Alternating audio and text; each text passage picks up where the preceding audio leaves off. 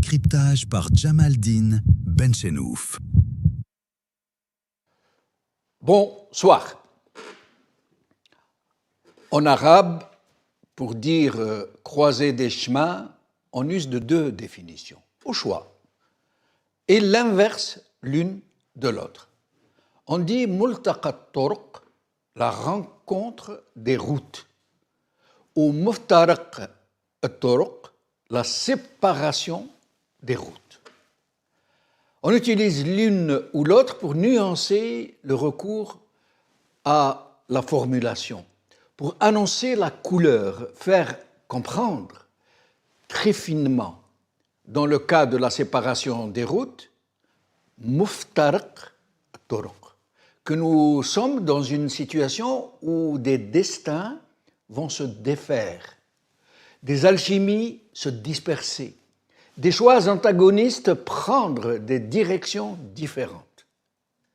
Ou, au contraire, dans le cas de rencontre des routes, et d'une façon tout aussi sublime, multaqa at-turuq, des forces qui se rencontrent pour un même objectif, des énergies affluées vers un même centre pour constituer une puissante synergie, une symbiose harmonieuse, s'imposer en force centrifuge.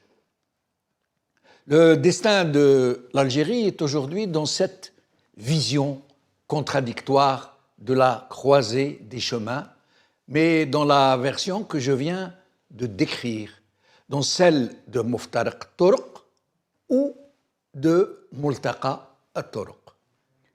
Celle d'un régime aujourd'hui acculé à ses derniers retranchements, qui est foncièrement dans un ADN de subversion, de division, de discorde et donc de dispersion de la population pour l'affaiblir et pouvoir ainsi continuer de la dominer.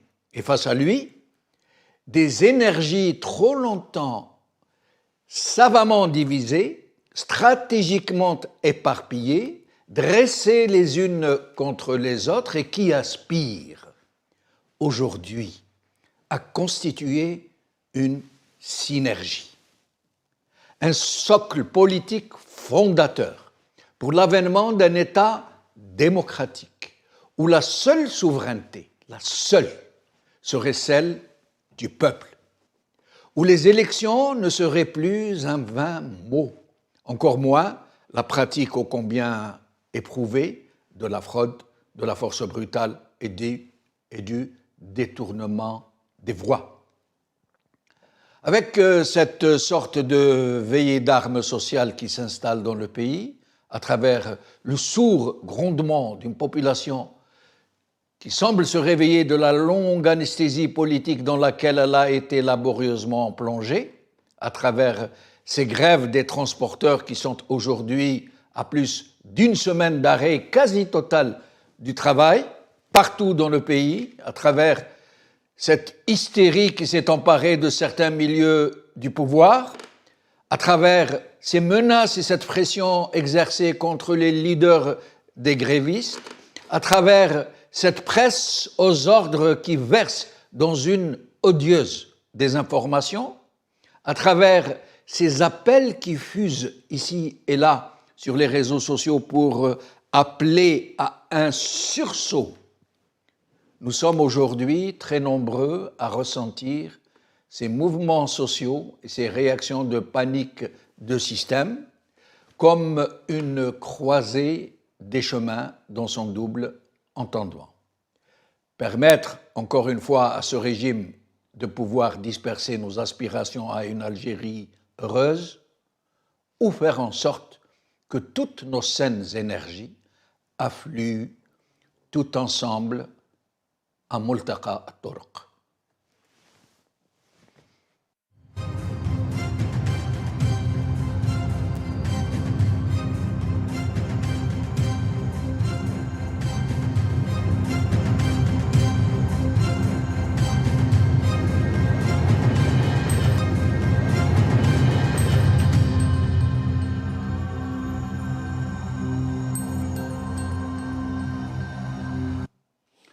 Algérie, la croisée des saines énergies, point d'interrogation. Avec nous pour en parler aujourd'hui deux militants politiques pour la démocratie. Ici avec moi sur le plateau Mohamed Bakir. Mohamed Bakir, merci d'être avec nous. Merci pour l'invitation, Azoul, et je salue les téléspectateurs. Merci. Depuis Strasbourg, notre ami Assia Ghchoud. Assia, merci d'être avec nous. Il semble qu'il y a un problème. Le micro est coupé, je crois. Oui, voilà. Salam alaikum, Azoul Fillaouen. Bonsoir et merci pour l'invitation, Jamaldine. Je suis ravie d'être parmi vous. Et je salue également les téléspectateurs et votre invité. Merci, Assia. Alors, nous allons commencer par Assia, par pure galanterie. Assia, il se passe, on sent que quelque chose se réveille en ce moment en Algérie. Depuis la fin du Hirak, il y a eu ici et là, de temps en temps, quelques petites turbulences, mais sans plus, si l'on accepte la subversion du régime, la répression sans fin, l'emprisonnement de centaines, voire de milliers de gens, puisqu'il faut compter aussi ceux qui sont rentrés et sortis de prison. Il n'y a pas que ceux qui sont encore en prison qu'il faut décompter. Mais là, en ce moment, il semble que quelque chose soit en train de se mettre en place, qu'un mouvement social d'importance s'est constitué, j'allais dire, de lui-même, en dehors, bien sûr, du syndicat le plus puissant d'Algérie, l'UJTA, dont tout un chacun sait qu'il est à la solde du régime, et que les autres syndicats indépendants sont tous méticuleusement fliqués et qui ne peuvent rien se permettre.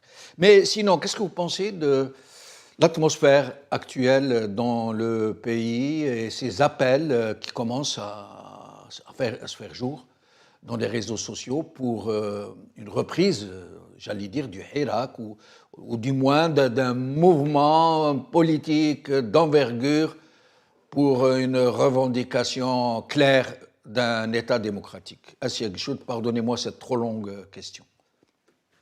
Non, très bien, ça me donne pas mal d'éléments. En fait, c'est plutôt la continuité du Hirak, plutôt qu'une reprise. Et moi, je vois ça plutôt aussi comme un cri collectif. C'est-à-dire que ces grèves et ces mouvements sociaux sont le symptôme d'un cri collectif. Au bout d'un moment, quand depuis des années, les choses vont mal dans un pays qui est très très mal dirigé, que les compétences des personnes qui dirigent sont d'un niveau aussi bas, à un moment donné, il faut que ça éclate. Et nous l'avons toujours pensé et dit qu'à un moment donné, nous allions arriver à ce que le peuple s'insurge, mais cette fois-ci pour des raisons économiques, pour des raisons sociétaux, mais pas forcément pour les mêmes raisons que le Hirak était sorti en 2019. Mais finalement, ça se rejoint. La façon dont l'État est en train de traiter cette critique sociale est plutôt révélatrice d'un manque de maturité politique, parce que nous vivons, par exemple, vous et moi, Jamaldine, en France, on voit bien que les grèves sont plutôt une tradition dans ce pays, qui est assez enviée à travers le monde. Le français est râleur et les grèves sont coutumes, pratiquement quotidiennement. Actuellement, il y a la grève des médecins généralistes. Voilà, il y a d'autres grèves qui vont également emboîter le pas. Ce n'est pas un problème. C'est simplement des revendications des citoyens face à des problématiques qui sont sociétales, qui sont du quotidien de tous les citoyens, de tous les Français. Et ils le revendiquent en sortant, en faisant grève, en manifestant, etc. Ce n'est pas un problème. Ce n'est pas pour autant que l'État va parler de Ayadi Kharijia, d'une main étrangère ou d'ennemis qui ont fait bouger ces manifestants ou ces grévistes. Il va y avoir un dialogue, il va y avoir des débats, il va y avoir une écoute. Les syndicalistes vont être invités à des réunions à l'Élysée. Les parlementaires vont traiter de ces problématiques, les députés également. Mais à aucun moment on va les accuser. Bon, on va peut-être développer justement sur les Justement, communiqués. vous faites bien d'évoquer cet aspect des choses, Assia, puisque, en effet, non seulement donc, les habituels relais politiques, j'allais dire, qu'on nous mettra entre guillemets, du système, qui sont en train de tirer à boulet rouge sur ces grévistes, non seulement les potentats locaux ont été missionnés, j'allais dire, pour aller essayer de faire pression sur les leaders de ces mouvements, chacun dans sa région, dans sa ville, mais en plus, même la presse s'y est mise, où ces gens sont traités d'agents de l'ennemi qui visent à déstabiliser le pays. Ils citent même même les dépêches, des dépêches officielles, qui citent des groupes cherchant à déstabiliser le pays et qui ont été identifiés au Maroc, en France, en Angleterre, au Canada. Vous voyez un peu, c'est incroyable, Assia. Mais je vous laisse poursuivre avant de donner la parole à Mohamed Bakir. Ben, cet argument de stabilité, il a été tellement utilisé comme bouclier politique depuis toutes ces années, finalement, à toutes les sauces, hein. La stabilité, à partir du moment où il y a une critique, d'où qu'elle vienne, en tous les cas, la plupart du temps de l'intérieur, ils vont mettre en avant la stabilité comme étant ce fameux bouclier. Euh, alors que en réalité, ça démontre qu'à aucun moment ils veulent dialoguer. C'est la problématique depuis le début du Hirak, hein. C'est ce qu'on a reproché à ce régime, c'est qu'il n'a pas cherché à dialoguer avec le peuple. Il s'est aveuglement mis sur son piédestal en pensant qu'il pouvait tout régler en trouvant un bouc émissaire, mais à aucun moment il a écouté véritablement ce que les citoyens avaient à dire, parce que le hirak est un cri, une grève c'est un cri, les protestations sont un cri, c'est-à-dire on veut dialoguer, on veut trouver des solutions. Ce n'est pas l'ennemi extérieur qui cherche aujourd'hui à trouver cette solution. C'est, c'est un petit peu, ça commence vraiment, vraiment à voler très, très bas. Je ne sais même pas comment qualifier ce genre d'agissement. L'APS, qui est l'organe de presse officiel qui est censé représenter l'État algérien, qui nous a démontré depuis un certain nombre d'années qu'il était capable de porter des jugements et de critiquer d'une manière aussi ostentatoire toute voix dissidente en accusant, parfois en insultant. Là, justement, ce parti politique qui est agréé, hein, et qui est bien, qui fait partie de ce pouvoir, finalement. Il a des députés, il y a des parlementaires. Il a même eu son représentant, son principal leader, qui a été aux élections avec M. Tebboune. Oui, oui, exactement. Et malgré ça, en fait, ces accusations qui lui sont portées juste parce qu'il a osé faire une critique, ça révèle clairement qu'aujourd'hui, enfin, j'espère qu'ils vont ouvrir les yeux en tous les cas, qu'aujourd'hui, ce régime n'accepte aucune critique. Absolument aucune critique. Bon, après ça révèle d'autres choses et on sait pourquoi, notamment actuellement avec ce qui est en train de se passer à travers le monde, pourquoi ils tiennent absolument à blanchir leur image et à montrer que tout va bien en Algérie, mais peut-être qu'on aura l'occasion de le développer par la Oui, suite. oui, bien sûr, Assia. Alors, Mohamed Bakir, justement, au sujet de cette dépêche de l'APS, là, c'est connu qu'une agence de presse officielle, généralement, elle diffuse des dépêches très neutres, très objectives. Mais l'APS... La matière première pour les journaux. Absolument, qui est généralement de la matière pour journaux du monde entier, qui exprime un peu la position officielle du pays. Mais là, c'est de l'hystérie. Ces deux dépêches qui sont sorties, si tant est qu'on peut les appeler, qualifier de dépêches, qu'est-ce que vous en pensez justement sur cette sortie de l'APS? C'est quoi? C'est de l'hystérie, de la panique, de la folie? Soubat, l'APS, madame.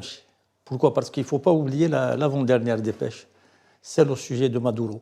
Oui. Où c'était lignifiant, Calme plat, c'était... Voilà. Ils ont même parlé d'arrestation. L'arrestation. Je me suis dit, tiens, ils sont rentrés en coma profond. Et finalement, non. Non. Non, ils ne le sont pas. Et ce type de pamphlet, ça dit réellement le fonctionnement du pouvoir algérien. Ce qui veut dire qu'il peut y avoir des médias qui peuvent porter le point de vue de certains secteurs du pouvoir. Mais théoriquement, l'agence de presse est liée à l'État, pas au pouvoir. Absolument. Or, ils ont asséché tout. ما بقى لهم والو ما بقى لهم l'opinion ما بقى لهم l'horizon ما بقى لهم المجاهد ما بقى لهم والو il y a rien. Il ne reste plus que l'APS. C'est en soi un bilan. Pourtant, tous les autres journaux, tous les autres médias, les radios, les télévisions, ils sont tous couchés. Effectivement. Donc, pour que ça porte, il faut que ça passe par l'APS. Mais c'est destiné à destiné à quel public ce genre de... C'est le là pour tout le monde. C'est incroyable. Pour toutes les rédactions. Ça veut dire, voilà la ligne à suivre. C'est le là pour ce qui veut dire que... Voilà taillot, sus à l'ennemi. Voilà ce qu'il ne faut pas contredire. Incroyable. Tu veux chanter une autre chanson? Je me permets de vous lire... Le pire, c'est il est arrivé que ce genre d'hystérie se retrouve dans le Jaish. Oui. Il est arrivé que ça se retrouve dans le Jaish. La revue de l'armée algérienne. La revue de l'armée qui devrait s'occuper de sécurité nationale, qui devrait s'occuper de... Bien sûr. Donc, logistique. On se demande quelle est la culture qu'il y a au niveau des gens qui occupent les postes aujourd'hui. Et ça, c'est le délitement. On en a discuté plusieurs fois. Oui. On est face à un processus de délitement et qui touche le cœur même du pouvoir. C'est-à-dire que c'est plus dans la périphérie du pouvoir que ce délitement se manifeste, mais c'est au cœur même du pouvoir qui se manifeste. Parce que c'est une septicémie qui s'est répandue, y compris au cœur du pouvoir. Je ne pense pas qu'il y ait un autre pays, pas même la Corée du Nord, où il y ait ce type de pratique. C'est des pratiques qui ne cadrent avec aucune culture d'État. Je vais me permettre de vous lire un paragraphe de cette dépêche. Il s'attaque directement à Hems, pour nommer eux, ils ne nomment pas, mais tout le monde sait que... Déjà ça, en soi, c'est un problème. C'est un problème, c'était un allié.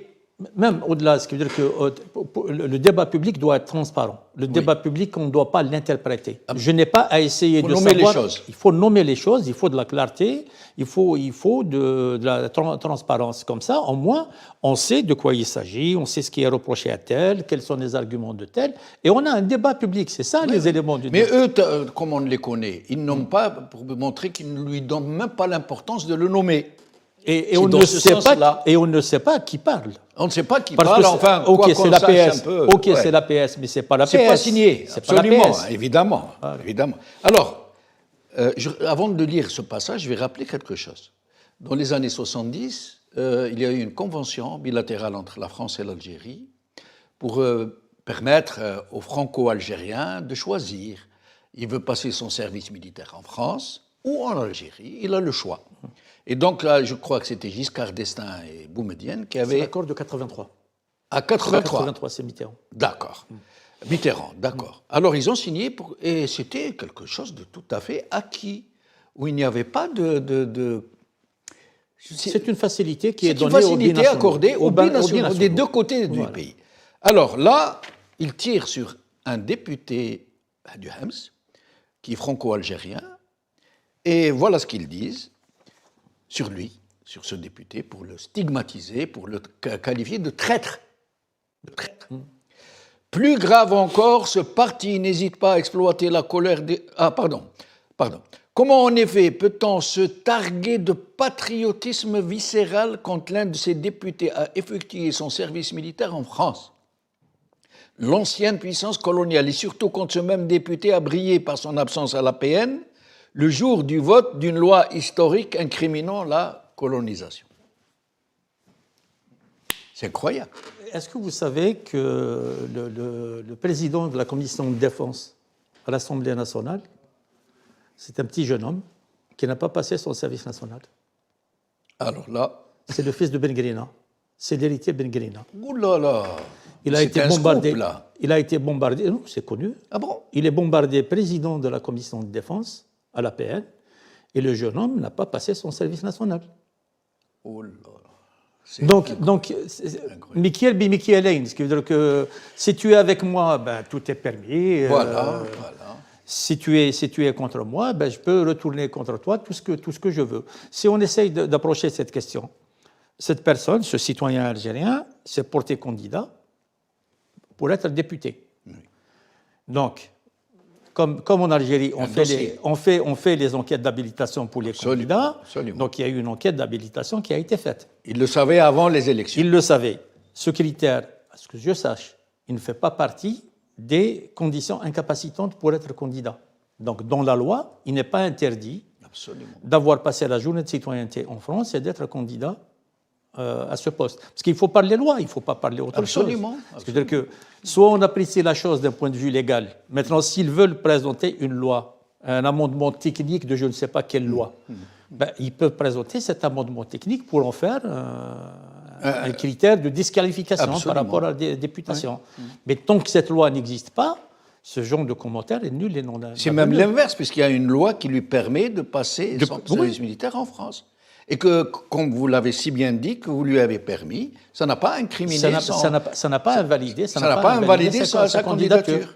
Et là, l'agence presse, dont tout le monde sait que ça relève... C'est plus grave que l'agence de presse. Oui. C'est-à-dire que c'est plus haut que l'agence de presse, c'est au niveau du centre même du pouvoir. Bien sûr. Et on voit bien qu'ils n'ont que faire de la loi, ils n'ont que faire de la légalité. Mais une telle hystérie à un tel niveau, lorsqu'on sait que l'APS relève directement du président de la République. Je pense que dans la conjoncture à laquelle nous faisons face aujourd'hui, la conjoncture actuelle, il faut l'aborder sous deux angles. Il faut l'aborder sans complexe, mais il faut l'aborder avec une pensée complexe. On a une strate qui est une strate de lutte d'appareil, qui transparaissent de plus en plus au devant de la scène. Donc on a eu le fameux conseil du gouvernement, le conseil des ministres, où le ministre délégué à la Défense n'a pas daigné se présenter, alors que des canaux crédibles mais non autorisés ont dit qu'il vaquait à ses occupations dans son bureau au niveau du ministère de la Défense. Donc il n'était même pas malade. Le message est passé. Ensuite, il y a eu son absence aussi au moment du fameux discours bilan. Discours à la nation bilan de l'année 2025. Le discours aux députés et aux sénateurs de Tebboune. Par la suite, il y a eu quand même un fait qui est très révélateur, c'est la circulaire du gouverneur de la Banque centrale qui joignait aux banques de ne plus recevoir des dépôts fiduciaires en espèces de la part des opérateurs économiques, et que ces opérateurs économiques étaient sommés dans la quinzaine d'acquérir des terminaux pour des paiements électroniques. Ça aurait pu passer. Le hic, c'est qu'il a été débarqué et que la circulaire a été retirée. Donc déjà là, on voit qu'il y a des choses, qu'il y a des cloche-pieds, etc.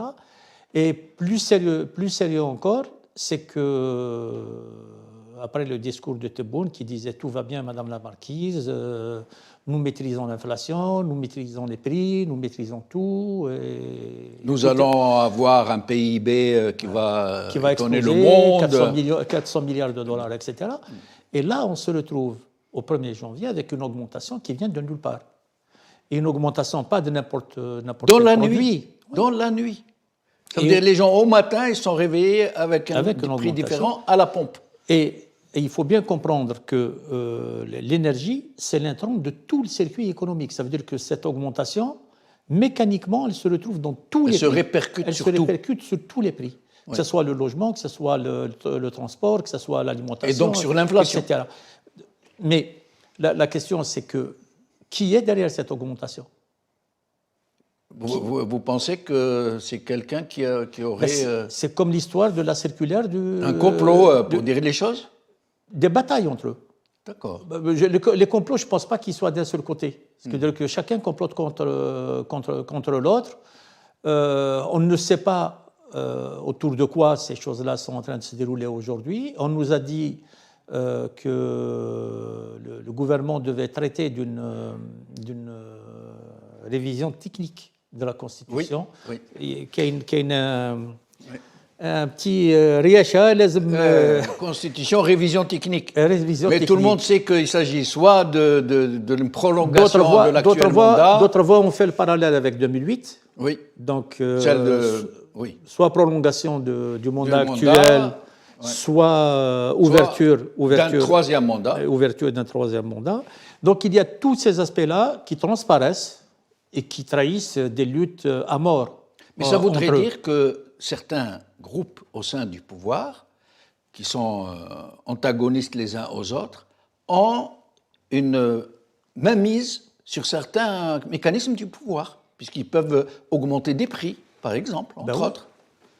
Chacun utilise, probablement que chacun utilise les leviers qui sont à sa portée. Mais il ne faut pas s'arrêter là, à mon avis. Il ne faut pas s'arrêter là. Il faut quand même voir qu'il y a une situation sociale qui est réelle, un désarroi social qui est profond, des problématiques qui sont d'une grande acuité, des conditions de vie de nos concitoyens, de leurs conditions d'existence. Et ces deux niveaux-là, ils ne sont pas indépendants.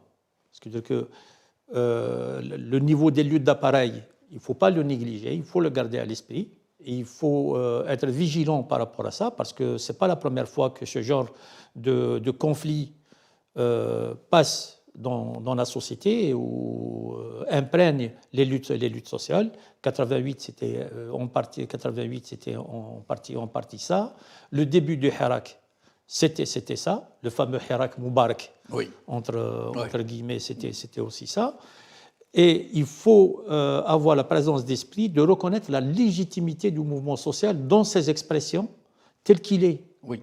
Pourquoi? Parce que c'est un mouvement social qui porte toutes les contraintes que ce régime a créées. Il a déstructuré la société civile, il a déstructuré les corps intermédiaires, parce que si aujourd'hui on se retrouve à ce que la réaction sociale, à ce que le mouvement social fonctionne avec la rumeur, fonctionne avec les réseaux sociaux, c'est parce que le JTA a toujours été combattu.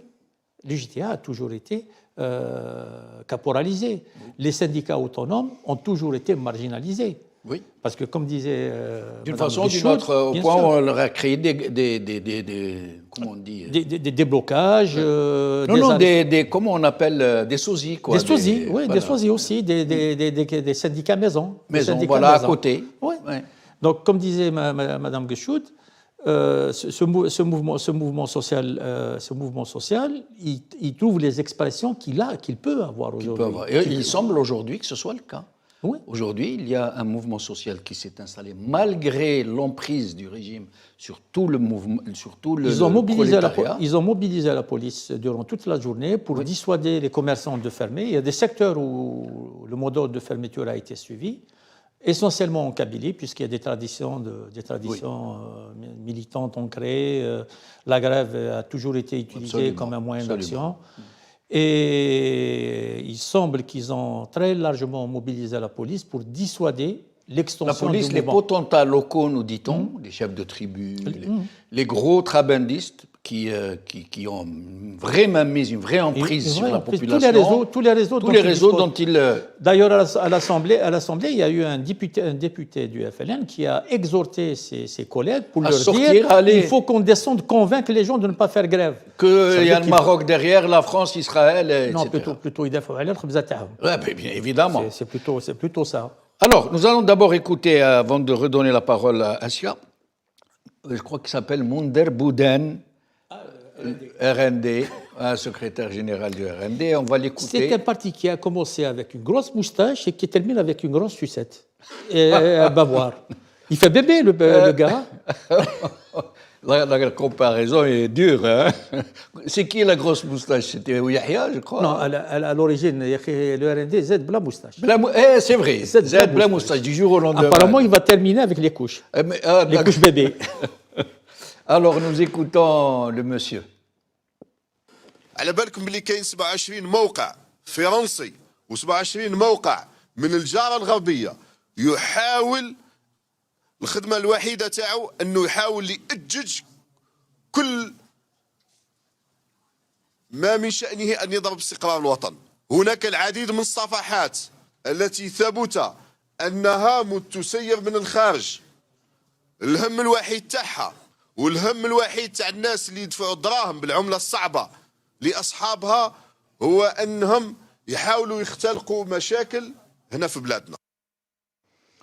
Assia Gchoud, c'est quand même incroyable ce mépris pour l'intelligence des gens, ce monsieur qui nous dit que c'est grave, ces mouvements sociaux sont dirigés par des ennemis de l'Algérie. Il donne même des chiffres. Il y a 27, comment on pourrait dire sites. 27 sites électroniques, je ne sais pas où, et le même chiffre, 27 sites ailleurs, où il y a un complot mondial contre l'Algérie qui ont trouvé le moyen de faire bouger les choses. C'est incroyable, c'est primaire. Ce n'est même pas intelligent, c'est insulter l'intelligence des gens à ciel chaud.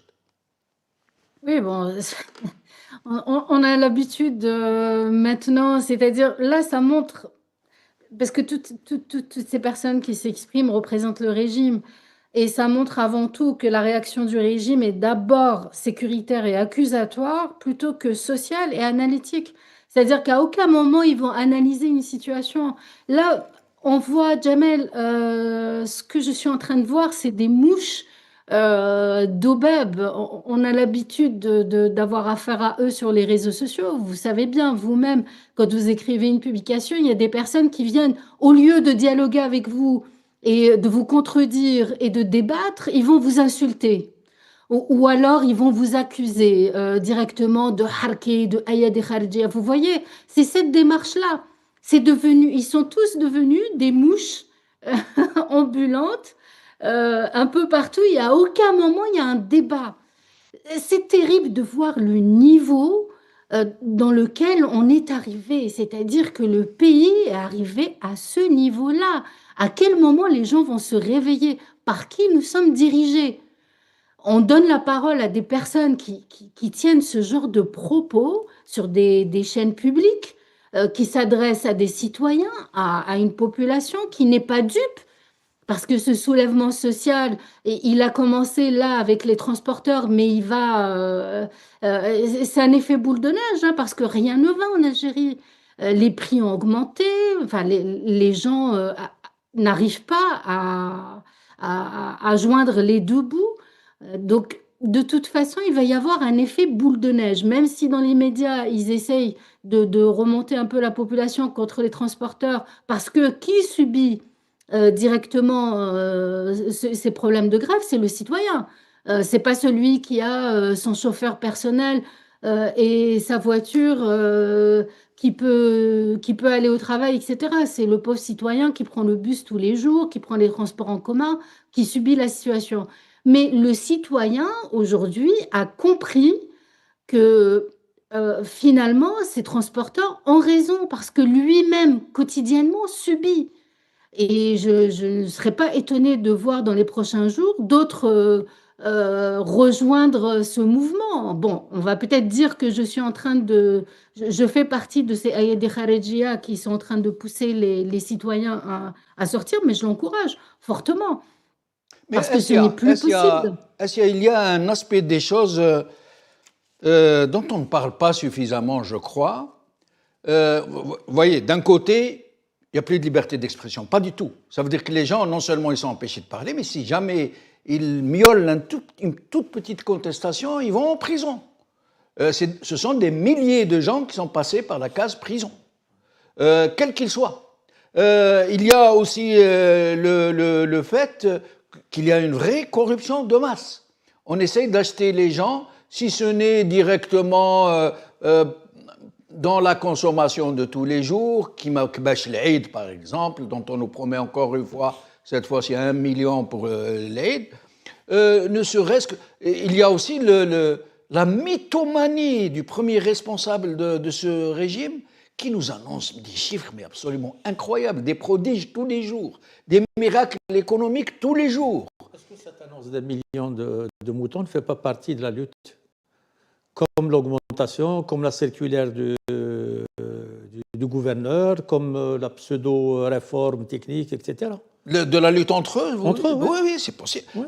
Vous utilisez des moyens pour faire sortir les gens en grève et tout. Moi, j'utilise le tube digestif. Je leur ramène des moutons. Je leur ramène des moutons pour faire du choix. Mais on n'en parle pas suffisamment, Assia, puisque nous n'arrivons plus à nous parler les uns les autres, à nous organiser, à essayer de faire naître une synergie entre nous, ça veut dire une confluence des énergies vers un même objectif. Qu'est-ce qu'il faut faire? Et moi, je pose tout le temps cette question. Qu'est-ce que les Algériens doivent faire, entreprendre, prendre en main pour pouvoir parler d'une seule voix? Ne serait-ce, nous avons tous des divergences, des ancrages politiques différents, voire des idéologies antagonistes. Mais d'abord, paraît au plus pressé, rétablir la souveraineté du peuple, avoir des élections véritables qui puissent ne pas être fraudées, truquées, ne plus permettre à l'armée de désigner les présidents, etc., etc. Assia, selon vous? Oui, bah là, en fait, Jamel, c'est un peu tout le nerf de la guerre, finalement. C'est-à-dire que tout ce qu'on est en train de faire depuis toutes ces années, depuis le début du Hirak, bientôt 7 ans, hein, on va bientôt boucler la 7e année. À l'intérieur, en Algérie, c'est très compliqué, on le voit bien, et vous discutez également avec nos compatriotes qui sont à l'intérieur et qui sont régulièrement invités sur votre chaîne. Vous voyez bien qu'il est très très compliqué pour eux, justement, par toutes ces actions qui sont menées par ce régime, c'est-à-dire les arrestations, les intimidations, le harcèlement, le fait de terroriser toute voix dissidente et de l'empêcher de s'exprimer. Et on voit bien même un parti politique comme Hams, je crois que c'est MSP maintenant, hein, c'est plus Hams, Oui. si ma mémoire est bonne, qui est une formation politique légale, agréée. Au moment où son chef de parti s'exprime, ils sont tout de même violemment critiqués et bottés en touche. Donc en Algérie, moi j'ai l'impression qu'il n'y a plus de possibilité de dialogue ou de débat. Maintenant, si vous parlez de la diaspora et des militants qui sont à l'étranger, bien entendu, il y a beaucoup de choses à faire, hein. On essaye depuis pas mal de temps de nous unir et c'est extrêmement compliqué parce que justement, euh, ce régime a quand même fait courir une propagande assez importante. Vous avez vu tout ce que on a subi également à l'étranger, hein, c'est-à-dire qu'on a été victime d'une propagande très virulente avec des groupes voilà, qui sont des groupes de Hamid Boune qui sont venus également en France pour nous harceler. C'est extrêmement compliqué, mais nous y travaillons. Je pense que nous y travaillons. La solution aujourd'hui, c'est peut-être d'essayer d'unir nos forces avec ceux de l'intérieur, mais faudrait-il que les voix les plus importantes aient le courage de s'exprimer. Peut-être que ce soulèvement social va donner l'occasion et la possibilité à certains de sortir du silence. Je l'espère, je le souhaite. De toute façon, la rue gronde. Et à mon avis, les citoyens, de toute façon, ne vont pas attendre, ils vont sortir pour demander leurs droits. Parce que nous sommes arrivés à un point de non-retour. Et quand vous me parlez du discours de Tebboune, dernièrement, on l'a écouté il y a quelques jours, je crois, hein, quand il dit que tout va bien, vous comprenez pourquoi l'organe de presse officiel, l'APS, sort pour défendre justement cette position, parce qu'ils ne peuvent pas laisser un parti politique ou qui que ce soit, des manifestants, des grévistes, démontrer le contraire de ce que Tebboune a publiquement dit. C'est-à-dire qu'en Algérie, tout va bien, alhamdoulilah, حنا الدولة الوحيدة والدولة العظيمة etc. etc., etc. etc. Juste, Sia, pour apporter de l'eau à votre moulin, vous savez que certains de nos invités, que je ne nommerai pas bien sûr, nous demandent soit de ne pas les inviter lorsque le sujet est trop sensible, soit de ne pas leur poser certaines questions. Ils nous disent, vous savez, moi je suis en Algérie, si je réponds à une telle question, c'est pas sûr que je rentre chez moi. Hein, comme ça. Hein. Mais sinon, Mohamed Bakir, comment faire dans cette situation? On ne peut pas laisser ces gens suicider notre pays, le précipiter contre le mur. On ne va plus au mur maintenant, c'est le mur qui vient à nous. Alors, à mon avis, il faut bien voir que le communiqué ou le commentaire de l'APS duquel on est en train de parler concerne un parti du Sérail. Oui. Il ne concerne pas un autre parti. Oui. Donc, il concerne un parti qui a accompagné la pseudo-présidentielle et un parti qui chauffe des bons à l'APN, à la pseudo-APN. C'est vrai. Et ça devrait nous éveiller sur le fait que, malheureusement, il n'y a pas grand-chose à attendre de la classe politique actuelle. Et les quelques brins d'espoir qui existent, on les a vus dans le Hirak. C'est Mohamed Tajadid, des jeunes de la trempe de Mohamed Tajadid, de Gharmoul, de l'Alami, de Ogadi, la jeune fille de Tlemcen, de Salmira Msoussi, de Tizi Ouzou, etc. Mais aussi je de pense... Borga Rabbi Rahmou. Alors, c'est des gens mais je pense que ce qui fait naître l'espoir, c'est ce qui peut sortir d'une dynamique sociale. Je pense que le plus important, à mon avis, parce que la situation ne peut pas être vitrifiée de la sorte indéfiniment. Pour le moment, il y a un blocage. Et d'ailleurs, là, par exemple, actuellement, on voit bien que même leur lieu d'arbitrage habituel, il n'est pas activé. Le lieu d'arbitrage habituel, c'est l'équivalent du Conseil de la Révolution taboumdienne, c'est le Haut Conseil de sécurité. Les derniers temps, à chaque fois qu'il y avait des questions à trancher, ils activaient le Haut Conseil de sécurité. Là, ça fait un moment qu'ils ne l'ont pas réuni. Ça veut dire qu'à leur niveau, les choses sont très tendues, à mon sens. Elles sont très tendues. Au niveau de la classe politique, je pense que telle qu'elle est configurée, et moi je m'inclus à l'intérieur, hein, pour être tout à fait clair, telle qu'elle est configurée, on est plus issu du système qu'on est issu de l'espoir que porte notre peuple et du potentiel que porte notre peuple. Alors qu'il y a un réel espoir. Oui. Et il y a un réel potentiel. Mais il y a aussi d'ailleurs c'est totalement incroyable que ça puisse exister, mais à l'intérieur même du pays, des Fethi Gherras, des Karim Tabo, des Fodil Boumala. Oui, mais ça reste dans l'ancienne classe politique. Ça reste dans l'ancienne classe politique. L'un des problèmes qu'on a vécu dans le Hirak, c'était quoi? Au moment où nos concitoyens dans la rue projetaient le dépassement du système, nous, en tant que classe politique, on voulait solder les années 90. Et c'est ça, qu'il y a eu un blocage au niveau du Hirak. C'est dans ce grand écart, c'est dans ce grand écart qu'en partie, il y a eu... Mais ces gens que je viens de nommer, oui. Si tant est qu'ils ont un peu approché d'une façon ou d'une autre pouvoir, ils l'ont approché de façon très propre.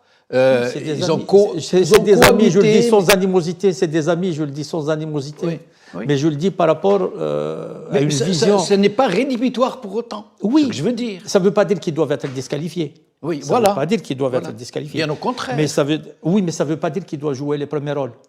Parce que je ne suis pas en train de dire ça, je veux dire qu'ils ont le mérite d'exister. Oui, bien sûr. Ils représentent un potentiel il y a une parole courageuse à l'intérieur du pays. Oui. Il y a une parole courageuse. Fethi, quand ils prennent la parole, et c'est des amis, ils le font avec beaucoup de courage. Tahar Khouas, quand il le fait avec beaucoup de courage. Karim Tabo, quand il le fait, à chaque fois qu'il fait son point politique en fin de semaine, il le fait avec beaucoup de courage. Mohsin Belabbas, c'est la même chose. Athman Mazouz, c'est la même chose. Abdelkrim Zghilesh, à partir de Constantine, il le fait aussi avec courage et avec constance. Ça, il n'y a pas de problème dessus. Ça, il n'y a pas de problème. Mais on doit essayer d'essayer de voir clairement d'où peut venir, parce que le problème, c'est quoi? Durant le Hirak, on a vu une posture. C'est que les porteurs d'une opinion politique voulaient se positionner comme une représentation de nos concitoyens. Et ça n'a pas marché. Ça, on doit le comprendre. On doit le voir et on doit le comprendre. Bien sûr. Nos concitoyens, ils n'ont adopté aucun sigle comme devanture. Aucun ancrage. Rien. Et d'ailleurs, j'ai fait le reproche à beaucoup d'amis. Je leur ai dit, donnez-moi les chiffres de vos adhésions. Je veux bien discuter. On a eu un mouvement extraordinaire, des millions d'Algériens dans la rue.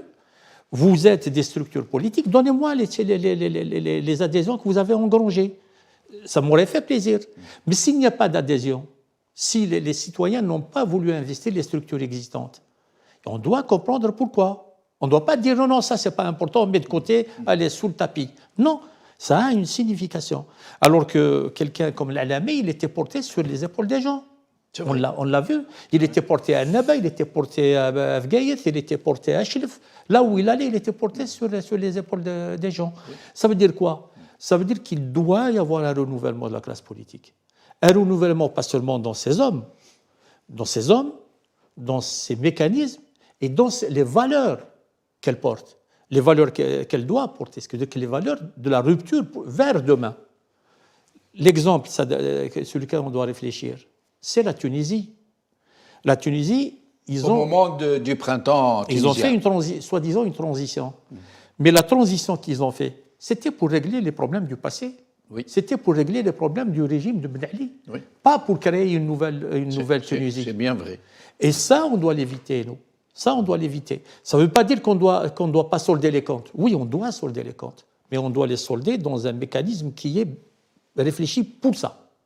Et tout en sondant les comptes, on doit jeter les fondements de quelque chose de nouveau. Quel est notre rôle, nous, les militants qui ont une certaine présence sur le terrain et qui avons côtoyé le système d'une manière ou d'une autre, hein, qui avons côtoyé le système? C'est quoi notre rôle? C'est le rôle de bourgha, c'est le rôle de passeur. Ça veut dire qu'on doit être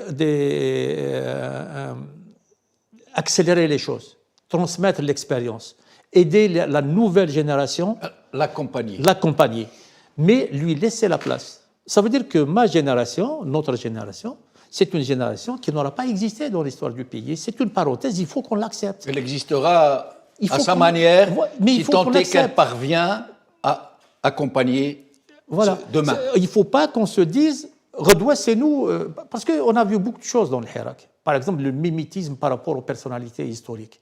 Combien de gens qui ont imité le sourire de l'Arbi Ben Mehdi, parmi les gens qui ont une parole publique, etc. Ça se voyait à vue d'œil. Ça se voyait à vue d'œil. C'est pas ça dont on a besoin. C'est pas ça dont on a besoin. On a besoin de comprendre où on en est, qu'est-ce qu'il faut faire, comment il faut le faire, et d'aider ces nouvelles générations pour qu'elles prennent leur destin en main. Moi, c'est ma vision. Ce qui veut dire que la transition, il y a un moment de liquidation des comptes, de reddition des comptes et de liquidation de tous les contentieux qu'on veut. Hein. On peut remonter jusqu'à l'été 62. Il faut tout mettre à plat. De façon apaisée. De façon apaisée, dans des mécanismes clairs. De façon réglée. Ce n'est pas des règlements de compte. Absolument. Ce n'est pas des règlements de compte. Ce qui veut dire que c'est pour enlever ce poids mort.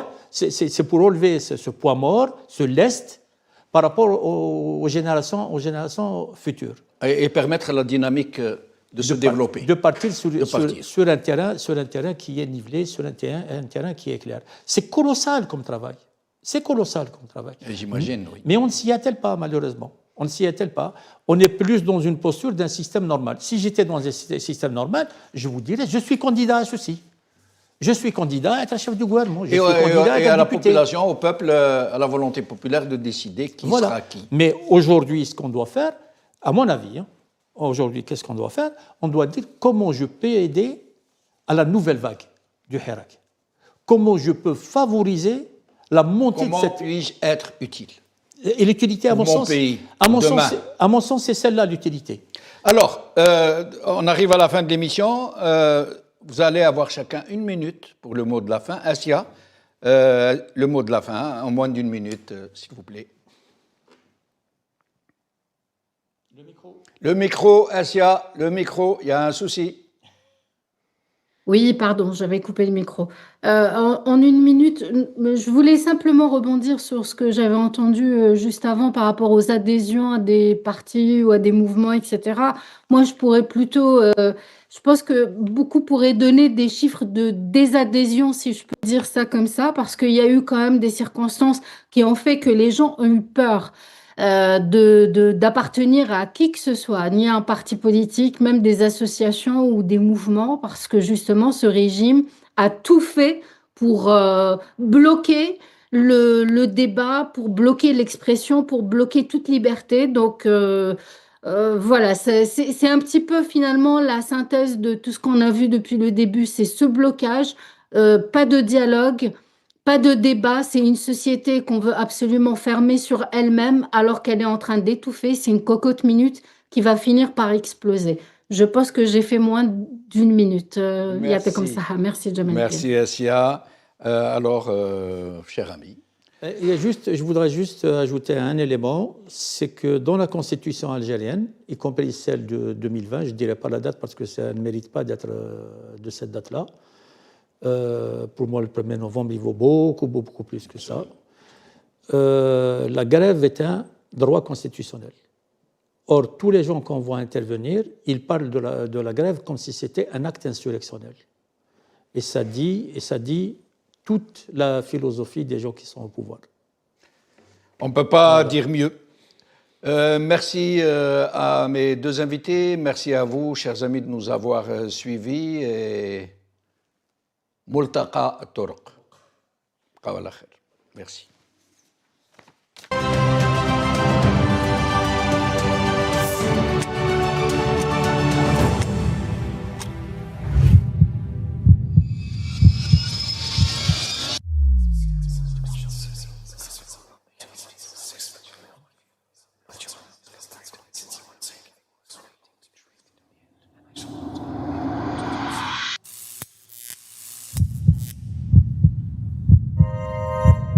Décryptage par Jamaldine Benchenouf.